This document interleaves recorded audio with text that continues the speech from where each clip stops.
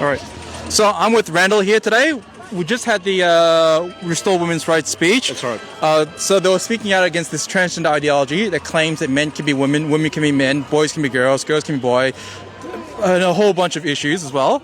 How do you feel about today's protest? Yeah, look, the protest itself went well, despite the obvious distractions, the usual distractions. But I wanted to draw attention to something that just happened recently, and I'm mindful in the general picture about what we're discussing here today, in particular women's rights. But in that context, we saw back in May a situation where we had a woman by the name of Lauren Derule, who was involved as a alleged perpetrator of a walk-by stabbing. Now, Lauren is presently being remanded to the Dame Phyllis Frost Centre in Ravenhall, but despite the fact that that is happening, Lauren is identifying as a male. Now, this is interesting because despite the fact that she's a biological female, she's identifying a male and is not being remanded in a male prison. As a result, she's being remanded in a female prison, obviously for her safety. However, I understand that the Labor government generally allocates per gender allocation or identification, i.e. if you're a male, biological male, and you're identifying as a female, you go to a female prison. And one would assume vice versa. However, in the case of Lauren Derule, that isn't the case.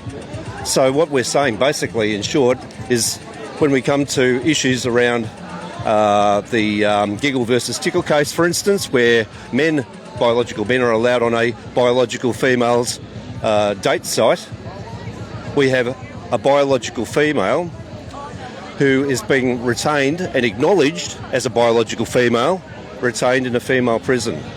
The government is acknowledging her biological sex, not her gender, and they're keeping her in a female prison for her safety, clearly. Why are they acknowledging the biological reality of Lauren Derule and not acknowledging the biological reality of anyone bloody else, is my point.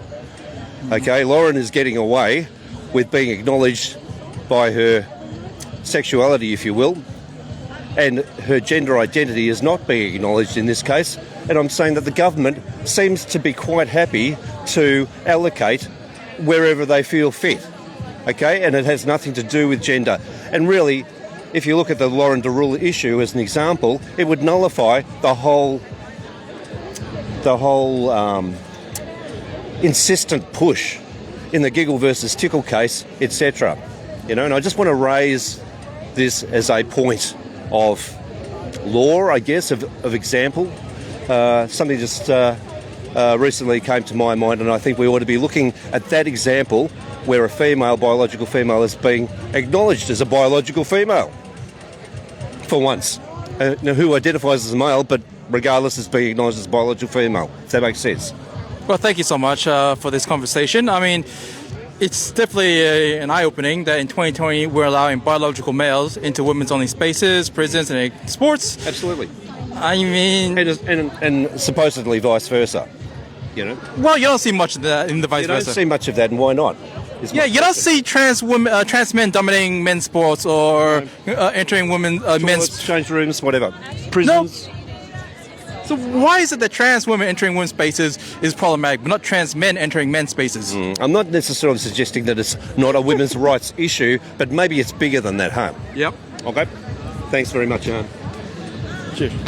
Bye-bye.